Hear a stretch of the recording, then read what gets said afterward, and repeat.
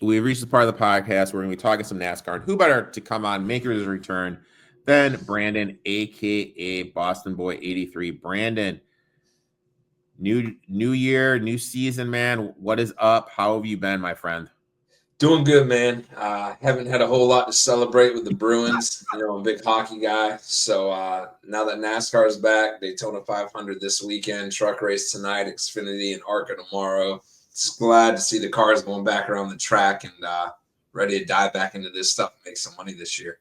I'm not going to lie. I don't really look at hockey till come the playoffs, and I'm looking at the standings right now. The Wings start off the season awful, and the Wings have a better record than the Bruins right now. Correct. But we're not here to talk hockey, right? We're not here to talk hockey. So we're not here to talk hockey. I will give you that. So we've been talking. We may start doing for you guys is May going live on Sundays or the day before the race to share some DraftKings stuff. Because the thing about DraftKings is we can't really do it right now just because stuff changes. Like you need to know like qualifying and everything like that. So it's impossible for us to do that right now. So, but what we are going to do is we are going to tell you who we're betting. We each have four, excuse me. We both have the same one for the first one. So Brandon, why don't you start us off, my friend? Going Kyle Busch, 20 years in the waiting. He has never won the Daytona 500. The man's basically won everything else that you can imagine. I know he says he's not going to retire until Brexton can get into the truck series. So you still have 3 or 4 more years, but I feel that he's getting to the point to where that window is closing quickly, kind of like him with the championship. So I'm going with Kyle Busch at 10-1 for the Daytona 500. I feel that after last year, he had a terrible year. I'm just expecting a big rebound from him or a giant fall off. So I got Kyle Busch 10-1 Daytona 500. All right, I got Kyle Busch. I found him at 13-1. Last year, he finished 2nd and 12th at the races. He has the best average finish at Daytona in the next gen car. Come in as a favorite, but hasn't won here since the Coke 400. Finished 2nd last year, leading 8 laps. Led 28 laps in the 2022 race. Finished 2nd. Last year, he was top 10 in both stages. Finished 12th. He avoids the big one here. He avoids the big one, which I think is huge. Best active finish at Daytona 500 among active drivers since February 2022. Second best in super speedway since 2022. 12 races, 1 win, 3 top 5s, 6 top 10s. Like you said, he didn't win last year, but I think this is a year he gets back off the schneid. Give it to me. Kyle Busch. But I got Kyle Busch at 13-1. Next bet, my friend. Everybody's going to call it a homer pick, but I'm going with my boy Chase Elliott, 11-1. He's coming off great momentum after a terrible year last year, winning the Clash at Bowman Gray. He was in the hunt last night. The fact that he had brake issues and everything before the race even started, just barely made the race, was very competitive. Hendrick Motorsports looked to show a lot of speed. Consistently good, Hendrick Motorsport. So I'm going with Elliott, but guys that want to sprinkle anywhere this weekend, Hendricks is always fast outside of Penske. Chase Elliott, the number 9, get a win to start the season, get the monkey out the back, and set him up for a long playoff run. So Chase Elliott at 11-1. This is my launch shot here. I got Ty Gibbs at plus 5,000, 50-1. Ran 24 laps on Wednesday. Yep. 50-1 on Ty Gibbs. Ran at Caesars. Ran 24 laps on Wednesday. Had the 3rd fastest lap time. Finished 5th at Daytona in August. Last 3 finishes here, 5th, 17th, and 8th. I like the crew chief switch. He's got this young guy. I think we're going to see some new inventive ideas coming with the shift. He's been around the circuit for a couple years. I feel that this is his breakout season. He took a step forward last year. It went my bold prediction for him. 2 wins, makes the playoffs this year. Watch the practice runs from Wednesday. Really like what I saw from him. So I'm going to take a shot here at Ty Gibbs, 50-1. That's huge. That's a complete miss by me. That's a great pick. Next one, my friend. I'm going to Austin Cindric. He's won the Daytona 500 before. These are the tracks. He doesn't seem to be competitive in many other races. These are the tracks that I feel that he has to win to get into the playoffs. The man qualified. So mind you guys, whoever qualifies first and second on Wednesday is locked into first and second. First dual race last night. Briscoe qualified first, drops to the back, goes to the pit, saves the car. Cindric races the entire dual race after qualifying second, wins the dual race, has won Daytona before. The fact that that man put that car out there in a duel, risking it all, and still grabs a win. Daytona 500 winner before, qualified second, dual 2 winner, 20-1, Austin Cindric. Next one, give me William Byron here, 18-1. I like the way he runs aggressively and he constantly looks for him to stay forward in the Daytona 500. Ford has performed well at the Daytona 500 in the past. He won last year's race. You talked about Hendrick Motors and their strong track record here. In his last races, his worst finish was 27th. He has a win.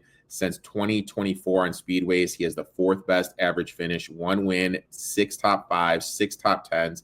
In his last 8 races at Speedways, he has 6 top 8 finishes. Give me William Byron here at 18-1. My final pick. It's a long shot. Justin Allgaier. For those of you that don't know, Junior Motorsports, Dale Jr. himself, this is his first ever Cup car that he is sending into the Cup Series from Junior Motorsports. Justin Allgaier had to race his way in last night, finishes in the top 10. So this is Junior Motorsports' first ever entry, had to race to get in, and he's in. Junior, one of the best restrictor plate racers ever.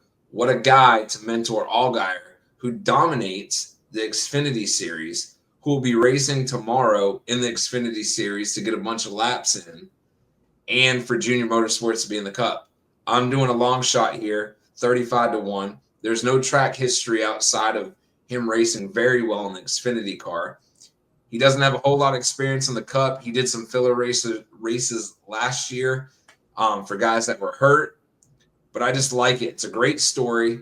He's going to have nothing to lose. He's not competing for a Cup championship. He doesn't need stage points. He is just strictly there to win the Daytona 500, and that's it. So Junior Motorsports, Justin Allgaier in the 40 car, 35-1. What an epic story that would be.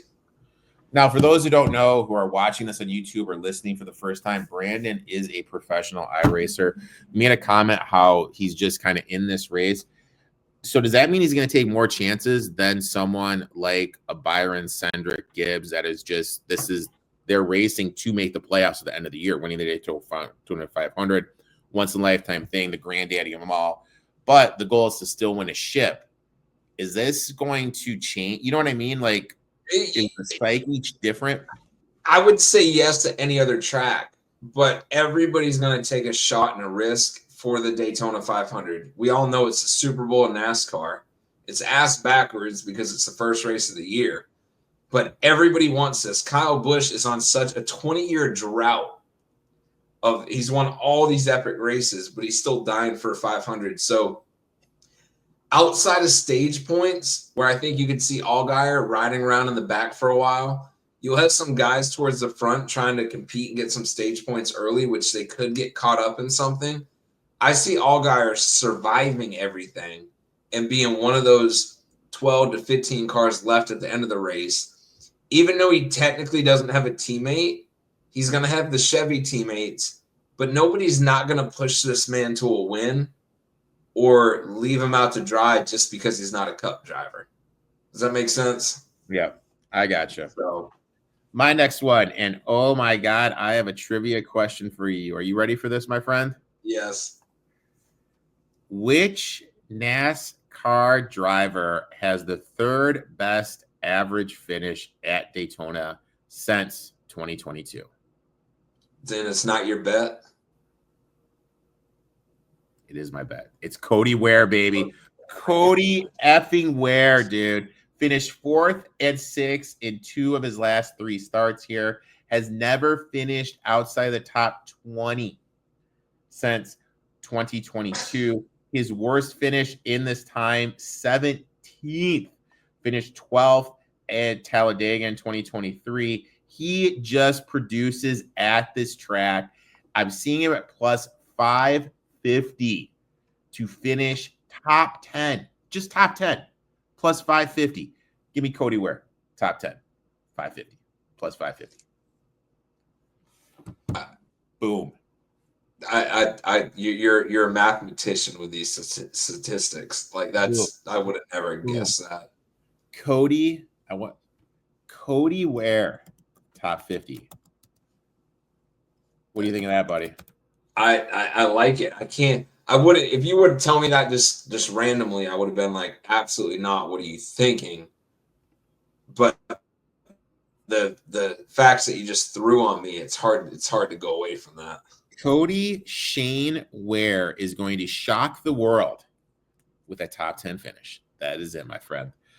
Brandon, I'd like to thank you for taking time out of your day, coming on, talking a little NASCAR. We need to tell everyone where they can find you on social media. When does your racing start back up for your iRacing season, all that jazz?